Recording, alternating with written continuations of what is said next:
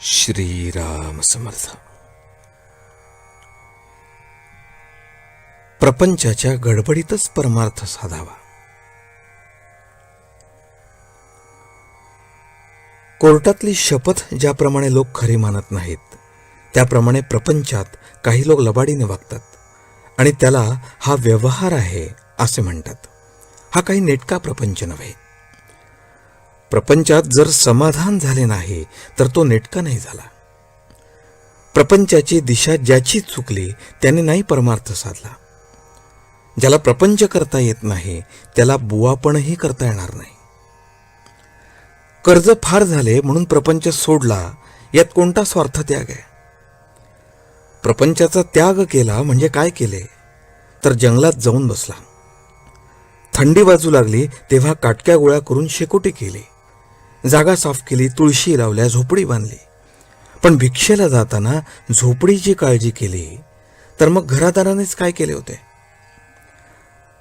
प्रपंचाचे बंधन सुटावे लागते.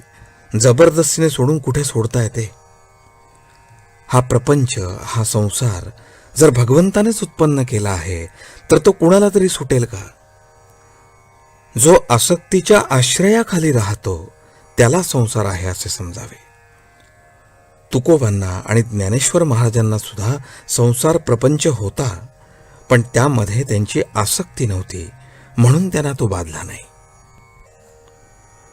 पेन्शन घेतल्यावर परमार्थ करू हे म्हणणे बरोबर नाही. या गडबडीतच, प्रपंचाच्या झटापटीतच परमार्थ साधावा.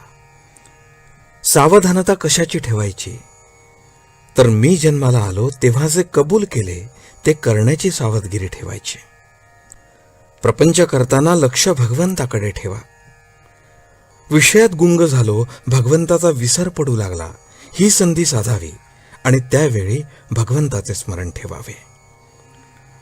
आपण विषयाला जसे शरण गेलो तसे भगवंताला शरण जावे.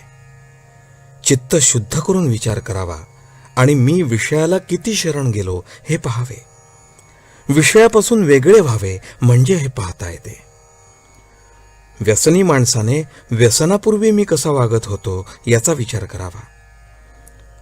मारुतीरायाच्या दर्शनाला पूर्वी मी जात होतो, आता विषयात त्याची आठवणही येत नाही, याला काय करावे? नोकरीत नाही का तुम्ही वरिष्ठाला शरण जात, मग जे पोटा करता करता ते भगवंता करता का नाही करत? भगवंताला शरण जाणे सर्वात सोपे आहे.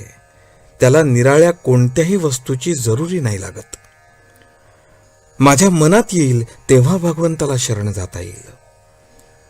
भगवंताला शरण जाणे म्हणजे मी त्याचा झालो असे म्हणणेच होय. मी रामाचा झालो, जे जे होते ते राम इच्छेने होते असे जो म्हणतो त्याला निराळी सावधगिरी ठेवावी लागत नाही. आजचे बोधवचन. प्रपंचाला माझी गरज आहे आणि मला भगवंताची गरज आहे. जानकी जीवन स्मरण. जय जय राम.